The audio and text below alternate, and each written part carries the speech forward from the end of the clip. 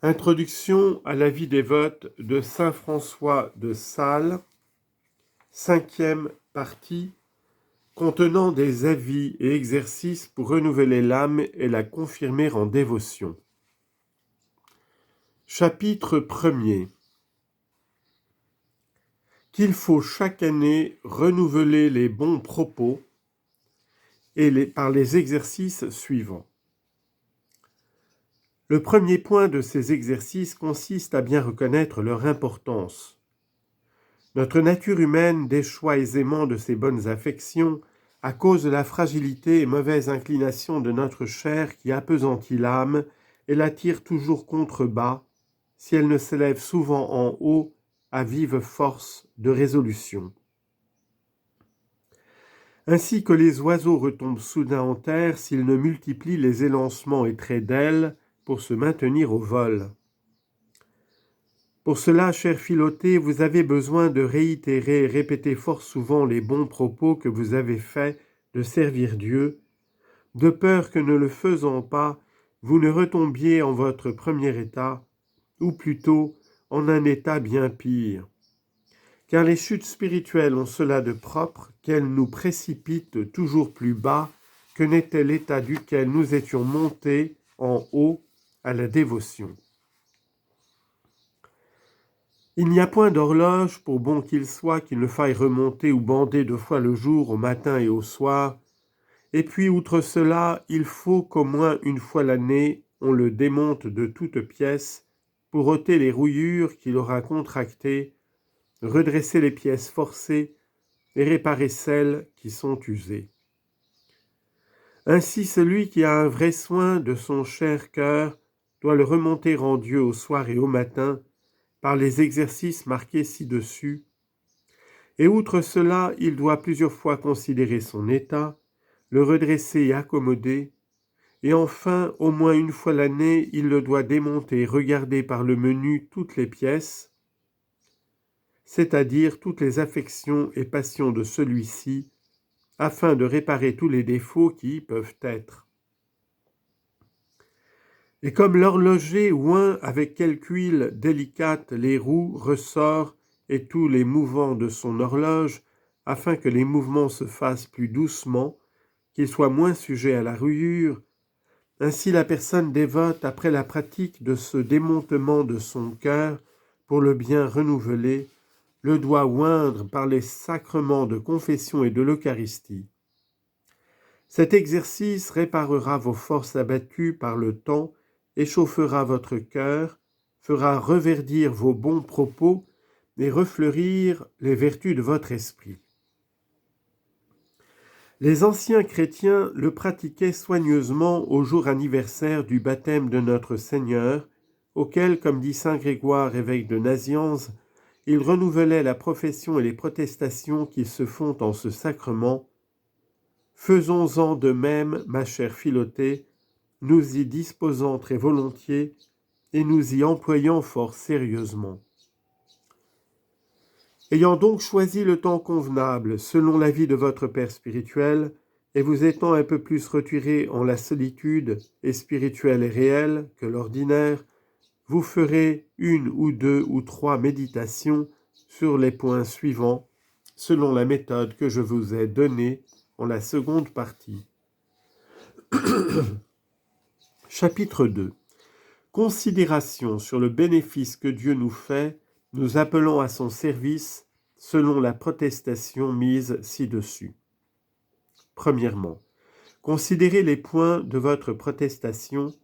Le premier, c'est d'avoir quitté, rejeté, détesté, renoncé pour jamais tout péché mortel.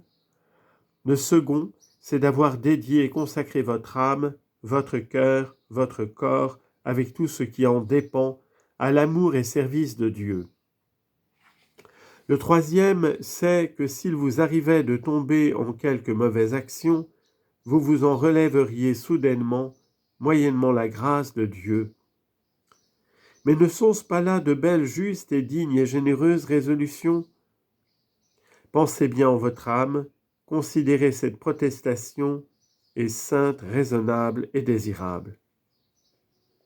Deuxièmement, Considérez à qui vous avez fait cette protestation, car c'est à Dieu.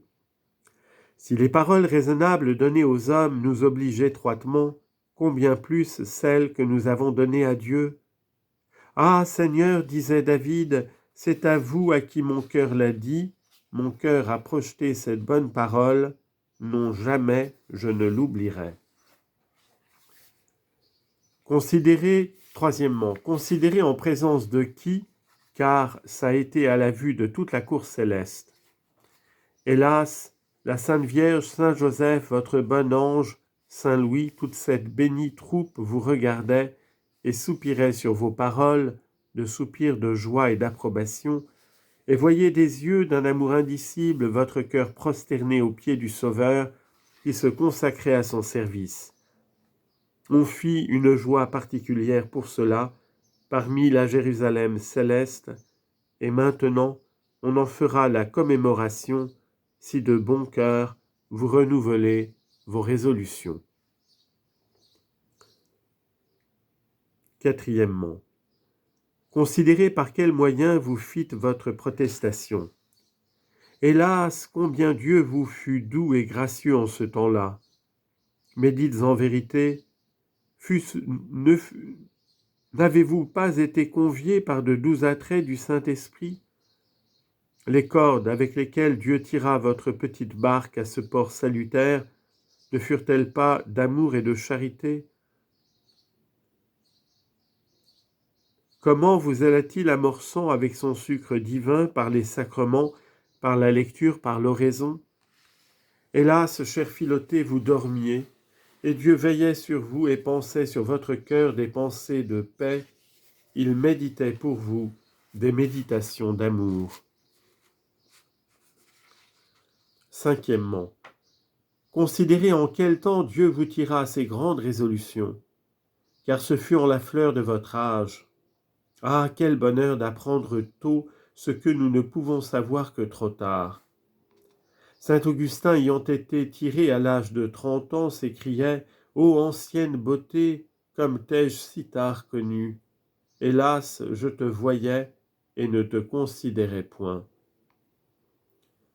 Et vous pourrez bien dire « Ô douceur ancienne, pourquoi ne t'ai-je plutôt savouré? Hélas, néanmoins, encore ne le méritiez-vous pas alors, et partant, reconnaissant quelle grâce Dieu vous a faite de vous attirer en votre jeunesse, dites avec David, « Ô mon Dieu, vous m'avez éclairé, touché dès ma jeunesse, et jusqu'à jamais j'annoncerai votre miséricorde. » Que si ça a été en votre vieillesse, hélas, Philothée, quelle grâce, qu'après avoir ainsi abusé des années précédentes, Dieu vous ait appelé avant la mort, et qu'il ait arrêté la course de votre misère, au temps auquel, si elle eût continué, vous étiez éternellement misérable. Considérez les effets de cette vocation, vous trouverez, je pense, en vous de bons changements, comparant ce que vous êtes avec ce que vous étiez. Ne prenez-vous point à bonheur de savoir parler à Dieu par l'oraison, d'avoir affection à le vouloir aimer, d'avoir accoisé et pacifié beaucoup de passions qui vous inquiétaient, d'avoir évité plusieurs péchés et embarrassements de conscience, et enfin, d'avoir si souvent communié de plus que vous n'eussiez pas fait, vous unissant à cette souveraine source de grâces éternelles? Ah, que ces grâces sont grandes! Il faut, ma Philothée, les peser au poids du sanctuaire. C'est la main dextre de Dieu qui a fait tout cela. La bonne main de Dieu, dit David, a fait vertu, sa dextre m'a relevé. Ah, je ne mourrai pas, mais je vivrai, et raconterai de cœur, de bouche, et par œuvre, les merveilles de sa bonté. Après toutes ces considérations, lesquelles, comme vous voyez, fournissent tout plein de bonnes affections, il faut simplement conclure par action de grâce et une prière affectionnée d'en bien profiter, se retirant avec humilité et grande confiance en Dieu, réservant de faire l'effort des résolutions après le deuxième point de cet exercice.